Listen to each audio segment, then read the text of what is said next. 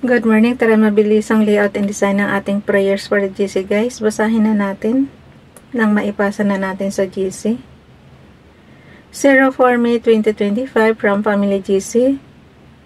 Ang ating font today is Comforta, size 12, text color ay orange, highlight color is natural blue, naka-bold, naka-right align siya. Yung headings lang naman. Na ano pa yung ano. Okay. Ayan. From Family GC, yung mga gustong sumali sa Family GC, guys, pakicontact yung aming founder, Harry B. De La Cruz, or yung mga admins, co-founder Moti, admins Roger Bacatang, Aileen Samarin, Aiki Akma, Sara Golinga, Nanay Ilsa sa Amerika, tang inyong lingkod, Ralph Lion, Pag-Vlogs. Paki-subscribe na rin sa kanilang mga YouTube channel, like and share na rin ang kanilang mga video, at kung di pa kalabisan, mag-comment kayo sa comment section. So, yun. Dito na muna tayo sa kay Nanay Elsa sa Amerika. Basahin ko lang ha. Inano ko lang, tinanggal ko lang yung day para, kasi late ko lagi na ilalagay yung prayer niya.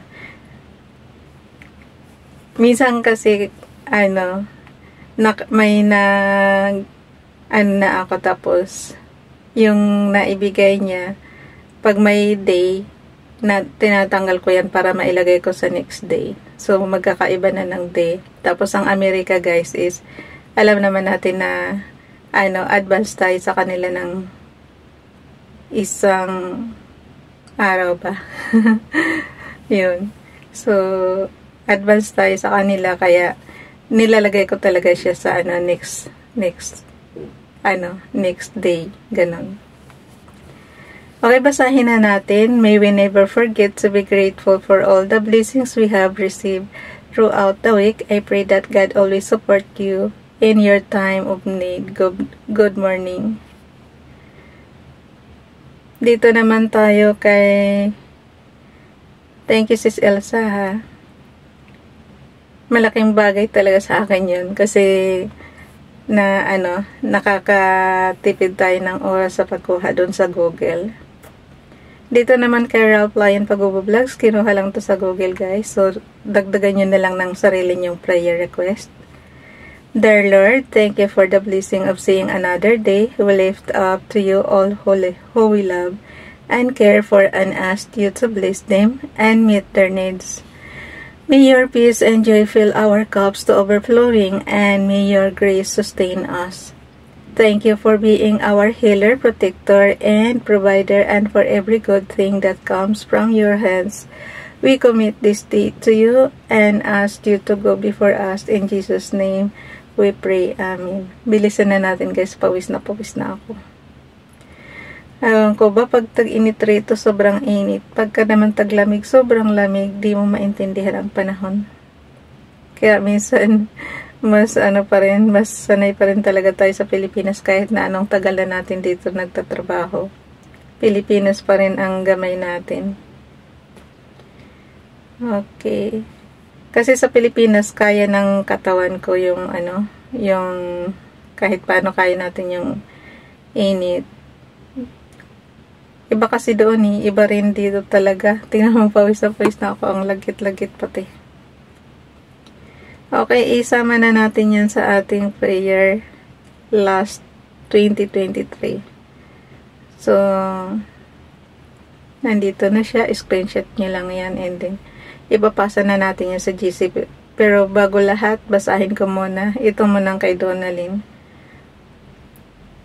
Yan. Paki-follow sa kanyang Facebook account. Dear Lord, there is so much going on in the world, so much that is upsetting and beyond my control.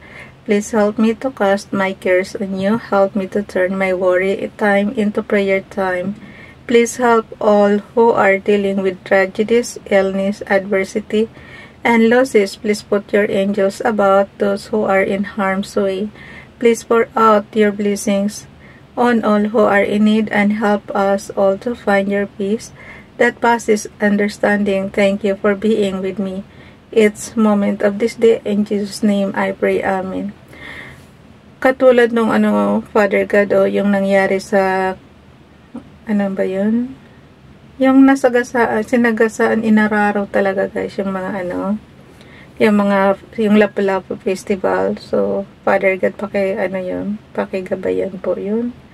Sobrang dami yata ang namatay doon. And marami rin ang nasugatan. Kaya minsan talaga guys, yung kahit ayaw mo ng aksidente, pero yung aksidente ang lumalapit sa'yo, wala ka talagang magagawa. Pero isipin mo na lang na pinahintulutan ni Father God yun para madali niyong ma-accept.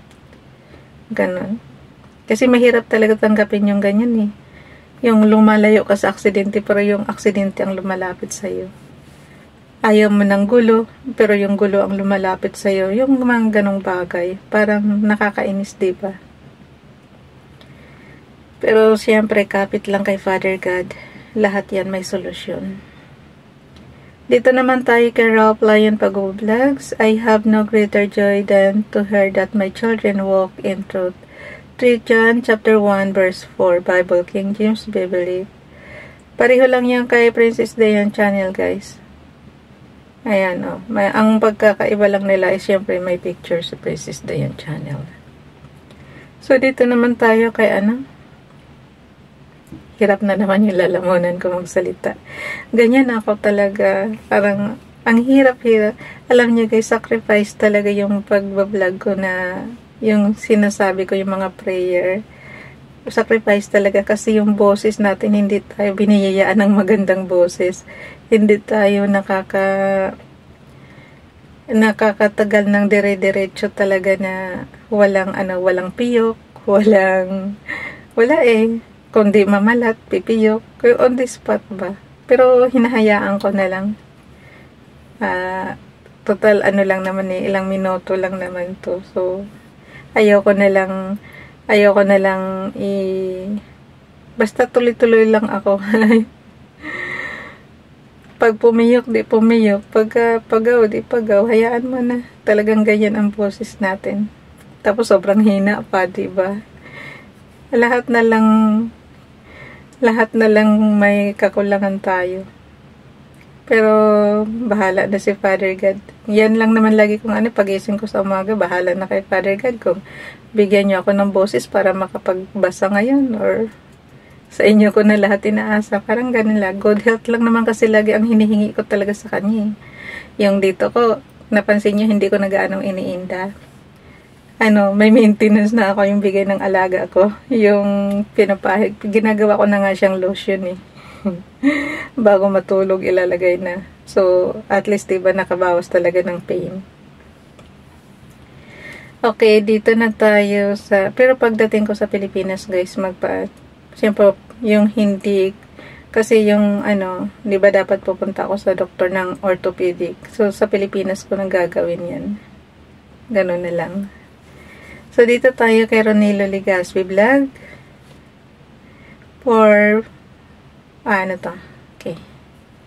Malalaki na nga, hindi ko pa mabigkas.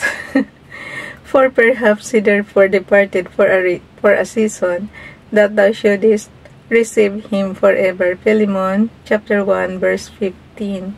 Paki-subscribe, guys. At, Ronilo Legaspi Vlog. Oh, no. Na na naman, nagalaw na naman. Itong dito, talagang, masasanggi siya kasi malapit na malapit. Tapos, ang dami ko pa ditong sa baba. May mga electric fan, kaya, pag nasanggi mo, ayoko magbukas ng electric fan kasi sobrang ingay.